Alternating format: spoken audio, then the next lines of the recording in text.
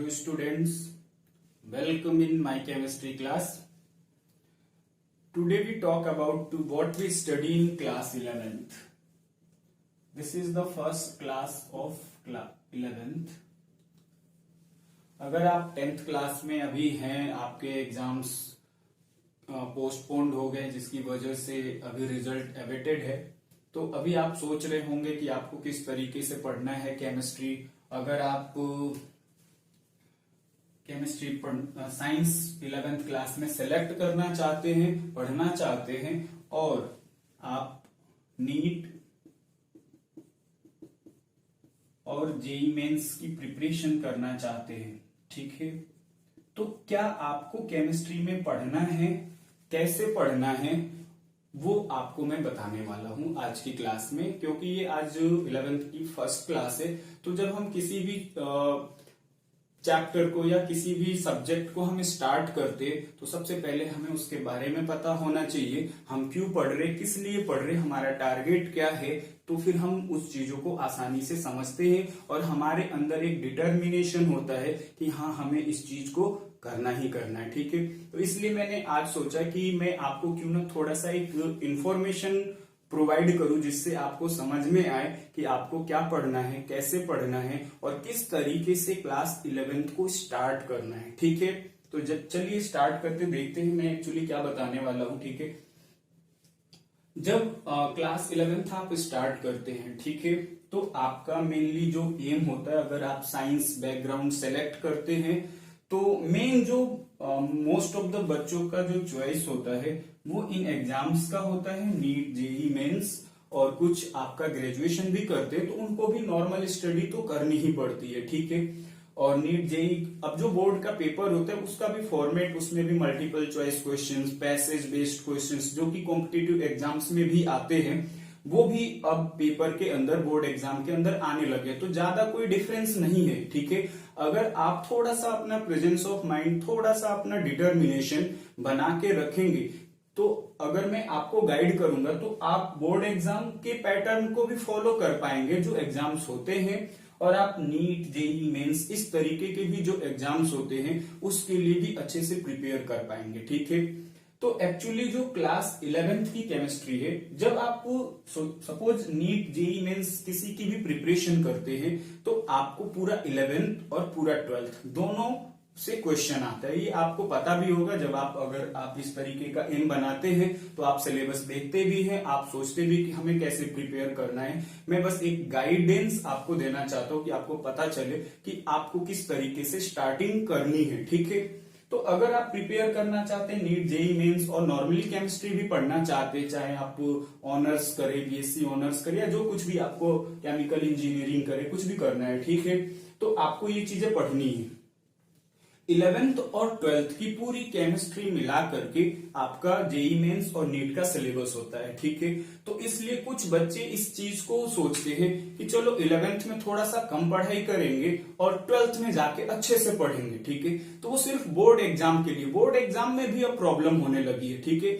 जिसका base clear नहीं होगा, जिसका बेसिक कॉन्सेप्ट क्लियर नहीं होगा, वो 12th में भी जाके अच्छा नहीं कर सकता है, ठीक है। तो इसलिए सबसे जरूरी चीज है कि आप अपने बेसिक्स, आप अपने कॉन्सेप्ट्स को स्टार्टिंग से ही एक प्रॉपर डायरेक्शन में लेके चलिए। हर एक चैप्टर के कॉन्सेप्ट्स को क्लियर कीजिए, क्योंकि ये जो एग्जाम्स होते हैं, इन एग्जाम्स में उसी चीज की परख होती है कि किसका कितना कॉन्सेप्ट क्लियर है, ठीक है। तो जितना आपका बेसिक कॉन्सेप्ट क्लियर होगा उतना ही आप आसानी से चीजों को समझ पाएंगे, और अगर आपने 11th में मेहनत कर ली तो 12th भी आपके लिए क्या हो जाएगा, आसान हो जाएगा, ठीक। तो हम देखते हैं पहले 11th क्लास में हमें क्या क्या पढ़ना है। आपने 10th क्लास में 5 चैप्टर्स केमिस्ट्री के पढ़े हैं, ठीक है। यहाँ पे अगर आप देखेंगे तो मैंने चैप्टर्स लिख रखे हैं, टोटल चैप्टर्स है 14। तो अब आप सोचिए कि आपको 3 टाइम्स मेहनत करनी, 3 टाइम्स नहीं, अगर आप देखेंगे कि ये जो चैप्टर है कुछ इसके अंदर एटॉमिक स्ट्रक्चर, केमिकल बॉन्डिंग, ये 10th क्लास के 2-3 चैप्टर के बराबर है। Single chapter, single chemical bonding, thermodynamics equals to 3 chapters of class 10th, ठीक है। तो सोचिए अगर आप 10th से 11th में आए हैं और आपको केमिस्ट्री पढ़नी है, ऊपर से 14 चैप्टर्स, जो कि 10th के चैप्टर्स के जैसे कम से कम 30-40 चैप्टर्स हो जाएंगे, ठीक है। तो आप किस तरीके से मैनेज करेंगे। तो मेरा कहना यही है कि डोंट वेस्ट योर टाइम, और जिस किसी भी एग्जाम के लिए, चाहे वो नीट, जेई मेंस, किसी का भी एग्जाम है, अगर आप प्रिपरेशन करना चाहते हैं तो आप ज्यादा सोचिए मत, आप अपना काम स्टार्ट कर दीजिए। जो कुछ भी होगा रिजल्ट आपका अच्छा ही आएगा। आप 11th क्लास में जाएंगे ही और आप साइंस चूज करेंगे, पढ़ेंगे, तो आपको ये चीजें करनी पड़ेंगी। ठीक, तो जो क्लास 11th की केमिस्ट्री है उसको 2 बुक्स में डिवाइड किया गया है। क्या किया गया है? 2 बुक में डिवाइड किया गया है, book 1 and book 2। Today class as a introduction of class 11th, ठीक है, कि हम जानना जरूरी है कि क्लास 11th में क्या क्या पढ़ने वाले। ठीक है, अगर हमें कुछ पता ही नहीं है तो हम पढ़ेंगे कैसे। ठीक, इसलिए मैंने ये आपको बताने की कोशिश किया है कि आपको समझ आ जाए प्रॉपर डायरेक्शन। ठीक, तो पहले तो 2 बुक्स हो गई। ठीक, 2 बुक के अंदर, फर्स्ट बुक के अंदर 7 चैप्टर्स और बुक 2 के अंदर 7 chapters, both book containing 7 chapters. ठीक, फर्स्ट बुक में पहला आपका चैप्टर है बेसिक कॉन्सेप्ट्स ऑफ केमिस्ट्री, जिसके अंदर कुछ बेसिक कॉन्सेप्ट्स के बारे में पढ़ाया जाता है। एटॉमिक स्ट्रक्चर, एटम के बारे में, जो 9th क्लास में आपने पढ़ा है उस चीज को बहुत ज्यादा डिटेल में अब हम पढ़ने वाले हैं। ठीक है, पीरियोडिक क्लासिफिकेशन क्लास 10th में पढ़ा है, उसको और ज्यादा डिटेल में पढ़ने वाले, यानी कि जो कुछ भी आपने 9th-10th में पढ़ा है वो पूरा इतने से इतना होने वाला है। ठीक है, तो मैं आपको डराने की कोशिश नहीं कर रहा कि आप डर जाओ कि अरे इतना पढ़ना पड़ेगा, इतना मुश्किल हो जाएगा, ऐसा कुछ नहीं है।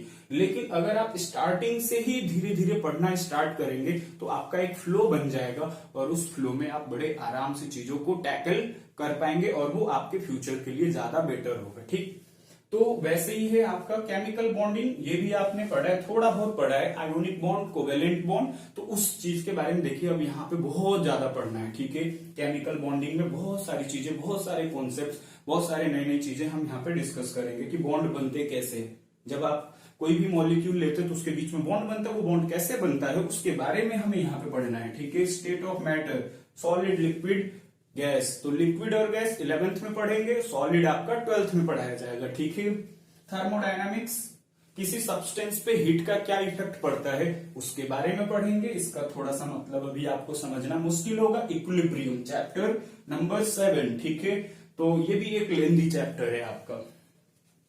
रेडॉक्स रिएक्शन एक चैप्टर, जबकि 10th क्लास में ये एक टॉपिक हुआ करता था इतना छोटा सा, और 11th क्लास में ये पूरा चैप्टर है रेडॉक्स रिएक्शन। ठीक है, हाइड्रोजन एक एलिमेंट है और हाइड्रोजन एलिमेंट का एक पूरा चैप्टर है। ठीक है, एस ब्लॉक, पीरियोडिक टेबल को अगर आपने 10th क्लास में थोड़ा सा पीरियोडिक टेबल पढ़ा होगा तो आपको पता होगा कि 4 ब्लॉक है, S block, P block, D block और एफ ब्लॉक। उसमें से एस ब्लॉक 2 ग्रुप होते हैं, उन दोनों ग्रुप के बारे में, एल्कली मेटल और एल्कलाइन अर्थ मेटल, उन दोनों के बारे में डिटेल में स्टडी करनी है। किसमें? एस ब्लॉक में। पी ब्लॉक में आपको पता है 6 ग्रुप होते हैं। ठीक है, 13, 14, 15, 16 और 17, 18। ठीक है, उसमें से 2 ग्रुप आपको 11th में पढ़ने हैं और जो रिमेनिंग बच जाएंगे 4 ग्रुप वो आपको क्लास 12th में पढ़ाए जाएंगे। आपका पूरा सिलेबस ही इस तरीके से प्रिपेयर किया गया है कि जब आप पूरे 11th और 12th की केमिस्ट्री पढ़ लेंगे तो आपको एक प्रॉपर आइडिया हो जाएगा कि केमिस्ट्री होती क्या है और कैसे पढ़ाई जाती है और कैसे पढ़ा जाता है। ठीक, तो ये यहां तक की बात हो गई। Basic concepts of organic chemistry एक चैप्टर है, कार्बन एंड इट्स कंपाउंड, आपके क्लास 10th में उस चैप्टर को यहाँ पे पढ़ाया जाएगा। Basic concepts of organic chemistry, carbon के बने हुए कंपाउंड्स की जो स्टडी होती है उसी को हम क्या कहते हैं? ऑर्गेनिक केमिस्ट्री कहते हैं। तो ऑर्गेनिक केमिस्ट्री का बेसिक कॉन्सेप्ट क्या है, बहुत डिटेल में हमें डिस्कस करना है। फिर हाइड्रोकार्बन, कार्बन और हाइड्रोजन से बने हुए कंपाउंड्स के बारे में पढ़ना है और इन्वायरमेंटल केमिस्ट्री से पढ़ना है। तो इन्वायरमेंटल केमिस्ट्री, इन्वायरमेंट के बारे में पढ़ना है। जो आपका कॉम्पिटिटिव एग्जाम है, जैसे कि नीट है 45 क्वेश्चंस, जेई मेंस में 25 हो गया क्वेश्चन, पहले 30 आता था। ठीक है, तो यहाँ पे कोशिश ये होती है कि यहाँ पे हो गए 14 चैप्टर्स और जब आप 12th में जाएंगे तो वहां पे है 16 चैप्टर्स। तो टोटल चैप्टर्स हो गए कितने केमिस्ट्री के 11th और 12th को मिलाकर के 30।